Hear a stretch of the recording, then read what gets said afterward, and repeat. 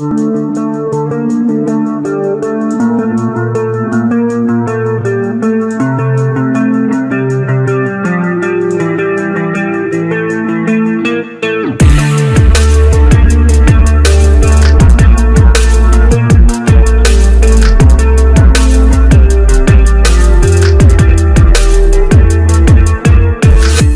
guys, welcome back to my channel.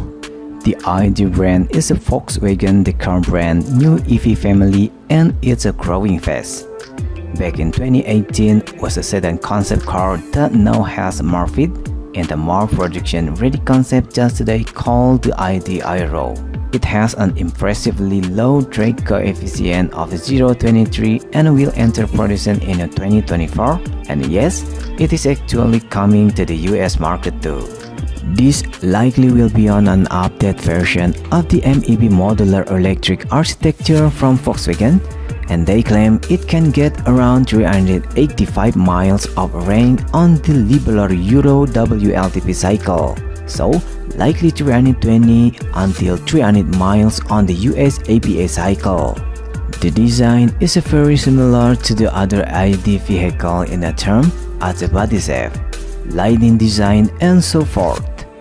Volkswagen has not a revealed interior image, but expect a similar general layout to the ID4. This car also will serve as the company flagship vehicle with a nicely appointed interior in terms of material compared to the other ID product. To the Triple P as the G1 architecture. The MEB platform is an entry-level economy or low-cost platform from the Volkswagen Group, and a brand like the Audi and a Porsche will be using their own platform from the current MLB E4.